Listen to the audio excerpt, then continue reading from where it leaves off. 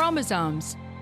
Little strands of nucleic acids and proteins are the fundamental genetic instructions that tell us who we are at birth.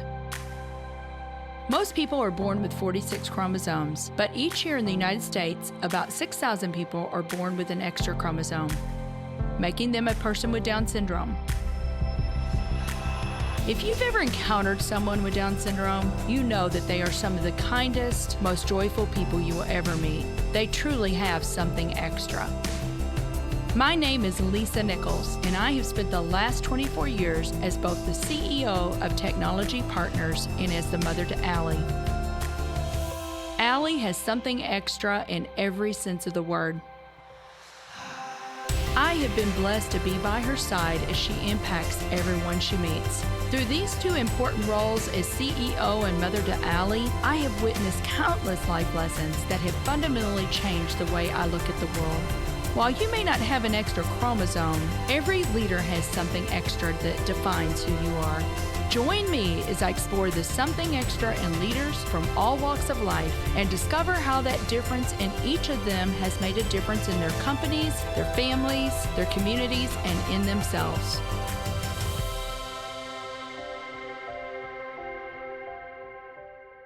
If you like this episode today, please go to Apple Podcasts or wherever you listen and leave us a 5-star rating. I'm excited to have Sting Ray Robb on the show today. Sting Ray is a professional IndyCar driver who combines his passion for racing with a deep Christian faith, inspiring others both on and off the track. Sting Ray Robb, I am so excited about having you on the show today. I've really been looking forward to this. Welcome to the Something Extra podcast. Thank you. Thank you for having me on.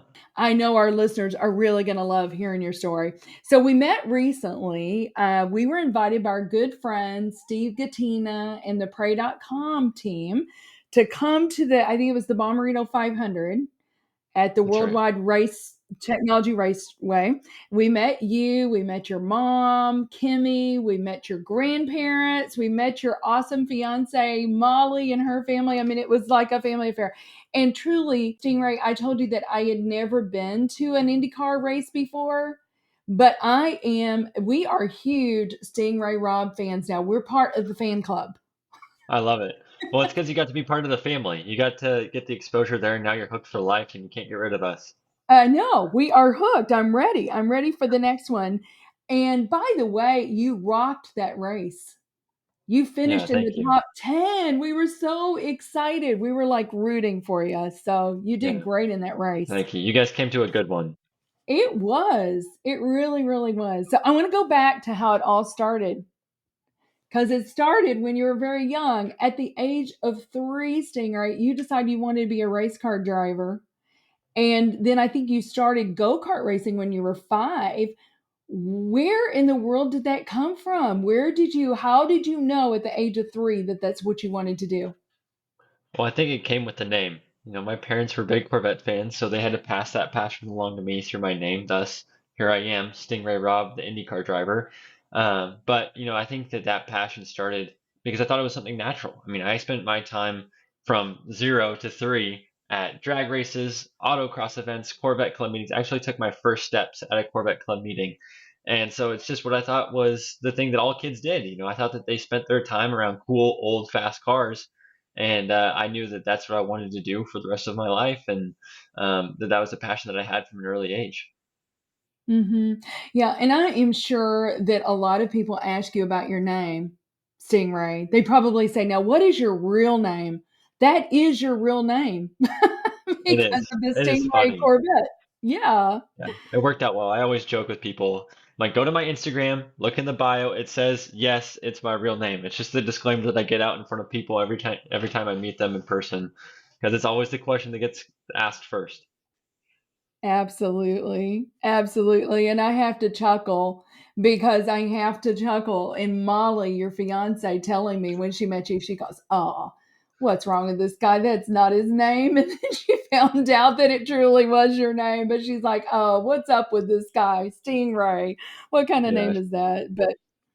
But I know you started racing go-karts, right? When you were 5 years old. How do you think that early racing really shaped you as a driver and even what you do today? I think a lot of times that's what you see professional athletes do is they start at an early age doing whatever that craft is. And it's, one of those things where they talk about talent a lot of times. But I think talent really is uh, a beginner's passion to get better and to learn in whatever that craft is. And so I had that at an early age, that desire, that passion to learn and to go fast. And so that progression started from an early age. And I think that helped me produce those skills quickly. I think the young mind learns and adapts much more quickly than what I would probably be able to do now. If I were to go back and just now start racing, no chance I would be an IndyCar driver because it would just take too long to make up that time. But it got me started on my 10,000 hours from a very early age. And no doubt it was a lot of thanks to my parents pouring into me, a lot of their hard work and efforts, and being in a place in their life that they could do that. Mm-hmm. I'm glad that you mentioned that. And for our listeners, you may not know about the 10,000 hours, but they talk about 10,000 hours to gain mastery over something. So it doesn't matter what that is, right? But you have to put in the time. And certainly you did that. When I think you competed for 10 years, I'm just going to read a few of these titles here, Stingray, because I know you wouldn't read them yourself. But, you twice ranked the number one U.S. driver in your age group. You remain the only Triple Crown winner, which means having won the Florida Winter Tour Championship, the Can-Am Championship, and the Challenge of the Americas Championship, all in the same year. You earned a much coveted seat on the Team USA in 3 consecutive years. Yeah, you've done a lot. And then after 10 years of doing go-kart, you at the age of 15 you moved to open wheel racing. So what was that transition like? Yeah, when I was making the transition from karting into cars, I wanted to make sure because, racing is not a straight path. You look at baseball, you go to high school, you go to college, you go to the MLB. There's a straight path to the top. Well, racing, there's many different top levels. I mean, you have Formula One racing, you have IndyCar racing, you have dirt track, you have NASCAR, and all of those have a different ladder to get to that top spec. And so I wanted to make sure that whatever that top spec was that I enjoyed the most was the direction I was heading. And so I drove NASCAR. I drove open wheel cars like I am today. I did dirt car racing. I did professional go-kart racing. And so I tried everything that there was to do and settled on open wheel racing because I felt it was the most dynamic of all of the ones. We were doing ovals, we're doing street courses, we're doing road courses. And then we also have to be very good athletes because the physical demands inside the race car are a lot higher than some of the others. There's no power steering. G forces are higher. We have more downforce, which equals more grip. And we're usually doing higher speeds. At the Indy 500, we're doing speeds around 240 miles an hour. And so that was just very intriguing for a young Sting Ray Robb at 15 years old. And that was the path I wanted to settle on. Yeah, that's so cool. Well, in 2020, you won the Indy Pro Championship, which was a major milestone. What did that moment mean to you when you won that, Stingray? Oh, it was unbelievable. I mean, that was the realization of a dream for a long time and kind of a stepping stone of hope that I think that God placed in my path of like, hey, I'm going to be with you and you have to trust me through this because it's okay if I tell a story about that year because that was a special year for me. I would love for you to tell any story. Stories are Okay. compelling. So please, yes.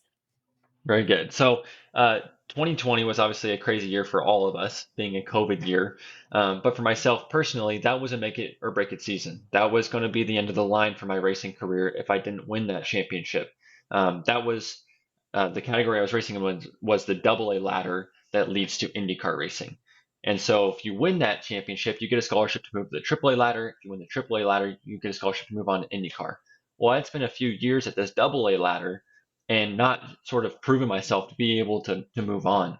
And so we were at a race in Ohio, which means nothing to all of you, but it was one of my favorite racetracks. And at this point, I had been in 49 races without a victory.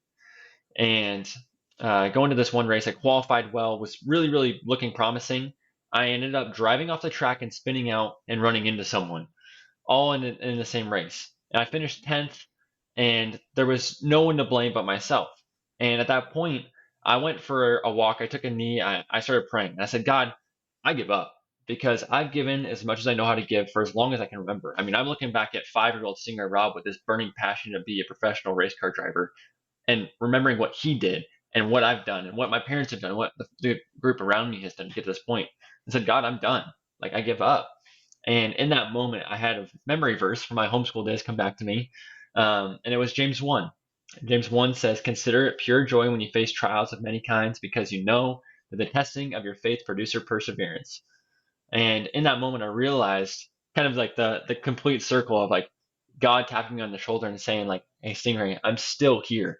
Like, you may not feel it at all times, but I still have a plan for your life and I'm still working good in it. And so I said, okay, well, I'm going to go out on the racetrack tomorrow for race number 2, and you're going to have to do something because I don't have anything else left to give. Go out, and it was like the gates of heaven opened up. The 2 cars in first and second were right in front of me, and they crashed into each other, and they split, and it was like I slipped right on through and got my first victory in my 49th race start, and that was the first of 7 on the season that would lead to my championship that would eventually propel me on in the Indy car. That is the best story ever. Stingray, and you know what? I'm just sitting here thinking, in your weakness, I am strong. Yes. That is where that is where he can get the most glory, right? Is when we are weak and we're like, we can't do it. In fact, boy, is that something that we all wrestle against all the time, trying to do things in our own strength, right? And thinking that we're sufficient. We're not. We need his help with that. That is a beautiful story. I'm so glad that you shared that. Well, can you do this for our listeners? Because they may be like me, Stingray, and not understand anything about IndyCar or anything. Can you tell just our listeners there's a path, the IndyCar race path, what is that and the different levels? Can you just kind of back up for 1 minute and just kind of explain that in layman's terms for our listeners that may not understand that? Yeah, I'll try and give you some relations here too. So unlike other sports, like I mentioned before, racing is more like shattered glass as far as directions go than it is a straight path to the top. If you want to be a baseball player or a football player or a hockey player, a lot of times you're going to go to school, you're going to play the scholastic sports, whatever those may be, and then you're going to get a scholarship to go whatever college that might be, and then on to the professional leagues. For racing, there is no sort of school experience that goes along with it. You have to go out and do it on your own. So it's independent, and that's where the family comes into play. And so that's where the go-kart level kind of is. That's the elementary, high school step that you might see. And then at some point you go to cars, and at the car level, again, this is IndyCar specific. I'm going to focus on that vein of shattered glass for the moment, but there's single A, double A, triple A majors, similar to what you might see in hockey, baseball, whatever else. And as you get better, you can move up, the speeds increase, the car size gets bigger, heavier, faster, all that stuff.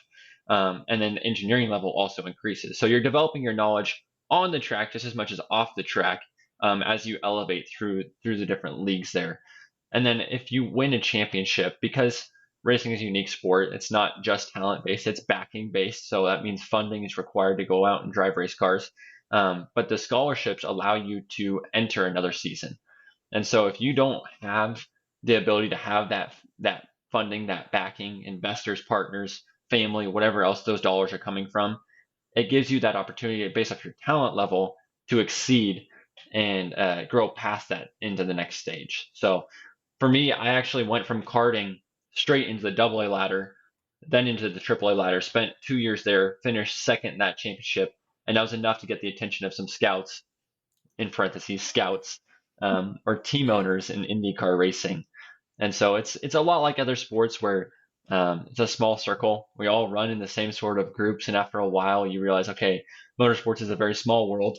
And it feels like a racing family at the end of the day. But that's the beautiful thing about it. It's something that we all love and enjoy, and we can find some community in that. Yeah, that's so awesome. Well, tell me this. Let's talk a little bit about the preparation for a race, because I know there's so much mental preparation, physical preparation. I asked your mom, what does Stingray do when he's not racing? And she goes, he's working out. And I think you have a car simulator in your house, that you're like still racing, even if you're not on a physical track. Talk to us a little bit about that, like the preparation that goes into a race. Yeah, so we'll start with the physical side. I always like to tell people this, we're physical, mental, and spiritual beings. And so my job as a race car driver is to be prepared in all three of those areas to step into a race car and perform at a high level. So on the physical side, the physical demands of a race car are quite high compared to what people might think. Our races are anywhere from about an hour and a half to 2.5 hours long. Cockpit temperatures can be anywhere as high as 100 to 130 degrees Fahrenheit. And then there's no power steering. So if you've ever had your power steering unit go on your old truck or something, it makes it very hard to steer. And on new tires that are super grippy and not worn out yet, that grip level increases, and that puts more force, more torque into the steering wheel. And so my job is to train at a gym that's specifically designed for drivers, so that when I get in the car, my head's not falling off from the G-forces of my neck not being able to hold it up. And so there's things like that you don't even think about, where your core strength just to hit the brake pedal. I mean, we're hitting brake pressures as high as 2,400 psi, which is a relative number, which doesn't mean a lot to you, but it would be like doing a 180-pound leg press, I'd say. It's a relevant number that someone might recognize at the gym. And you're doing that over and over and over and over again, several times a lap. So to get into a physical shape where your cardio is good enough, your neck strength's good enough, you're in a place where the physical fatigue is not hindering your mental ability, that's where the success happens. I always relate it to professional runners, marathon runners. They get what they call a runner's high. Well, if you get a runner's high and you check out mentally in a race car, you're probably going to end up in a barrier somewhere.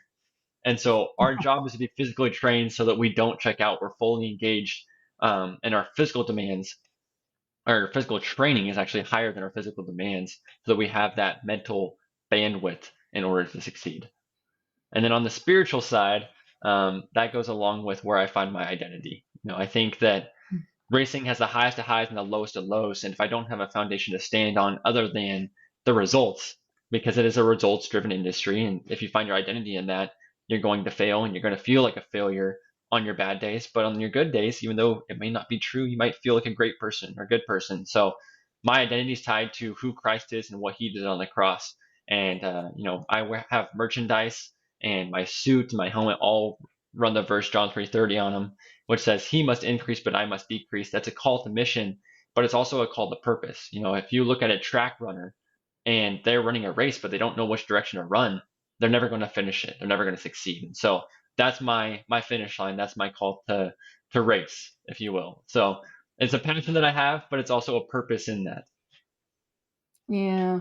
Well, thank you. You've set me up because that was a natural segue, because I want to talk about your faith. It's so incredible. I mean, I got to talk to your grandparents. I got to talk to Molly. I got to talk to your mom, Kimmy, who is actually your momager. Kimmy was telling me, she goes, Lisa, even when he was racing go-karts, he would bring young boys over for Bible studies. And she said, you don't get to pick your number. Your number's 41 now, right? Mm-hmm. But back then, when you could pick the number, she said, anytime you could pick a number, you would either pick 316, which is John 3:16, for God so loved the world that he gave his only begotten son, whoever believes in him shall not perish but have everlasting life, John 3:16, or number 2, which she said meant, to you, God is number 1 on the racetrack and you're number 2. Yeah. So I know, I love that your faith is so important to you. So what, having John 3:16, I've got the pray.com shirt on, and on the back, our listeners can't see this, but it says John 3:16. What does having that on your car, because you even have that on your car, Stingray, what does that mean to you to have that verse on your car? Well, first off, I was inspired by someone that was probably an inspiration to many young athletes, but that was Tim Tebow. And I remember sitting at our home watching the national championship game and seeing his John 3:16 eye black. And when I saw that, I was like, I have to do my own version of that. And so that's where it got started. Is I ran pink duct tape on the front fairing of my go-kart, and I chose pink because it stood out. And I did that in a sort of a cross shape with, horizontal line, vertical line, and I'd write a verse on that every week. And so that was how I raced. I tried to use my platform. And so that's continued today. I think that the beautiful thing about faith is that it's not just an insurance policy for when you die at the end of your life. I think that it changes how we live day to day, and it creates purpose in our passions. I think that God gives us these, the parable of the talents, right? Well, the actual talents that he gives us, we're supposed to steward. And so I'm trying to steward my talent, my opportunity, my abilities as best I can and give him glory in the meantime.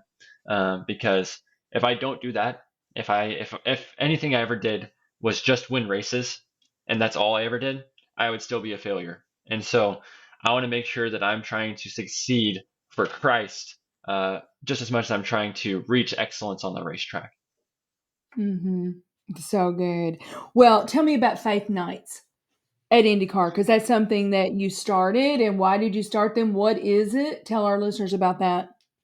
Yeah, so you see in most sports, there's usually a faith night or a family faith night or some sort of belief system that people can kind of come to and celebrate their passion for the sport along with their faith and kind of see the tie between the two.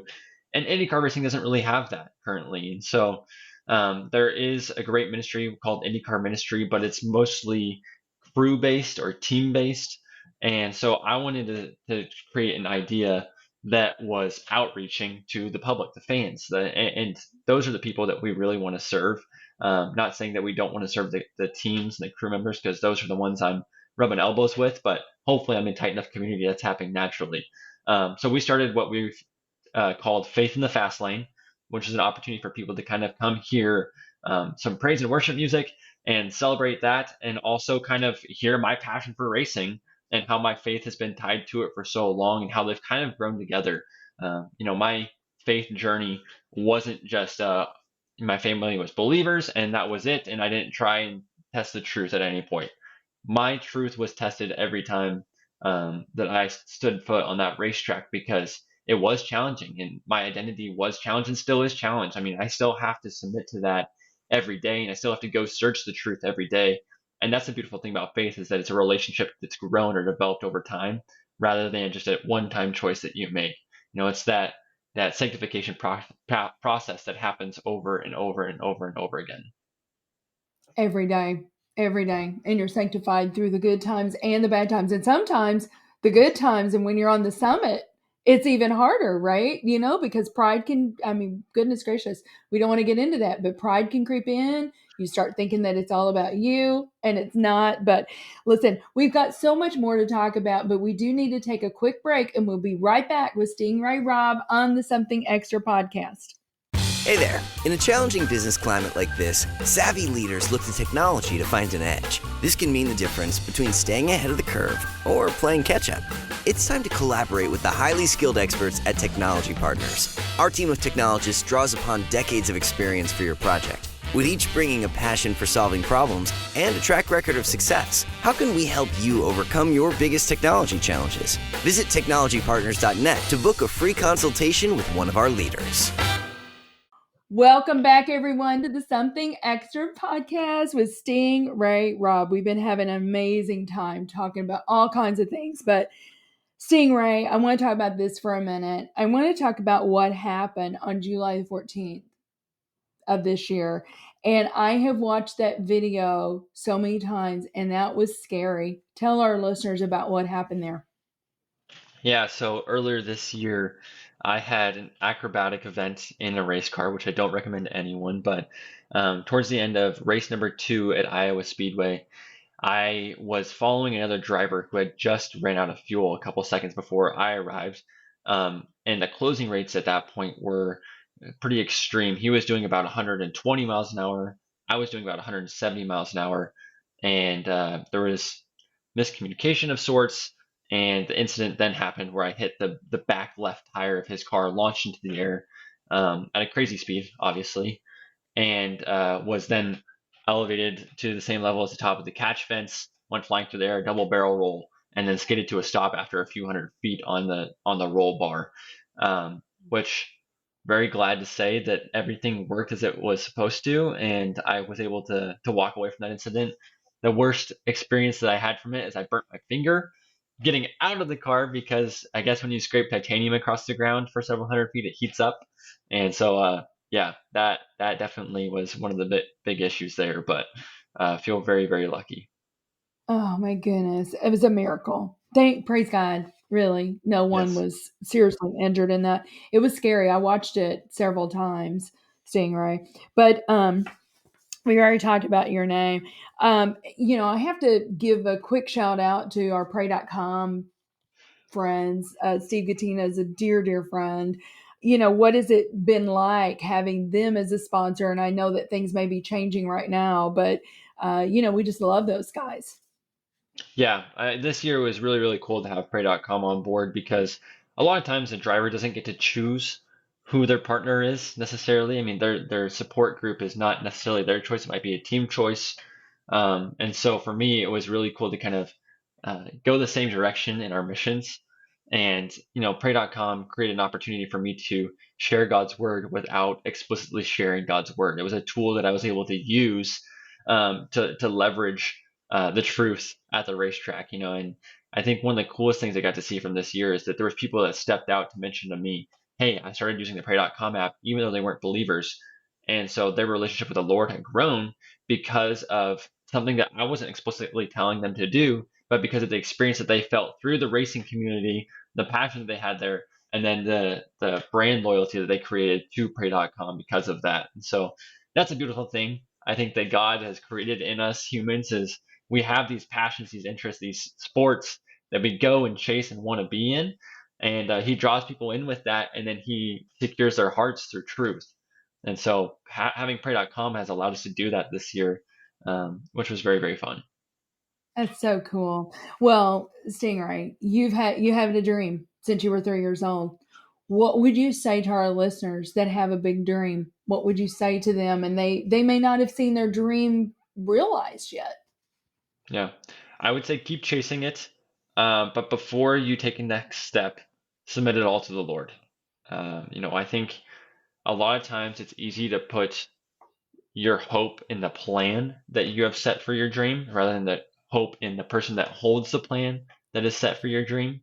And that's a very tight line to walk. And I think that God, uh, He wants us to be in relationship with Him through it all. And it's never going to go the way that you plan.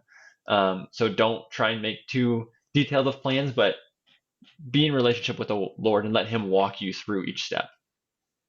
That's great advice. Well, I have a little lightning round here for you. No pun intended. Okay. Lightning I round. like You, it. you saw that, right? Great I was movie. going to Love ask that you movie. about how fast the cars go, but I mean, they go up to what, 230, 240 miles an hour? It's crazy. 240. And then how many laps do you typically do in a race? So like when you're It's talking about the Bommarito 500, what does that mean? Translate that for us. So usually that's a number of miles that we're doing, but the track length is changing constantly. And so the Indianapolis 500, for example, is a 500-mile race, but it's a 2.5-mile circuit, so it's 200 laps. And a lot of times that's varying because we're doing road courses and street courses that instead of being 25 seconds long, they're almost 2 minutes long. So it's usually about the time base rather than his lap numbers. But like I said, it's about an hour and a half to 2.5 hours is the usual margin that we're in. Yeah, yeah. It's a long time to be racing at the speed that you're racing at. Well, is there a moment in your racing career so far, like one moment? I'm sure there's many, but is there one Stingray that you'll never forget, or will you remember them all? I mean, there's probably quite a few that I've forgotten. I think this year specifically, the flying through the air is one that I'll always remember. That was not an experience that I would recommend to anyone, but I was able to walk away, so that was kind of fun. Mhm. And then the other one is the Indy 500 is our Super Bowl, and I got to lead 23 laps of that, and so that was one of the highlights of my career so far. And being out front felt so good. And when you're looking behind you and there's 32 other guys that are trying to chase you down, and you're leading the way there, it feels pretty amazing. I imagine that is true.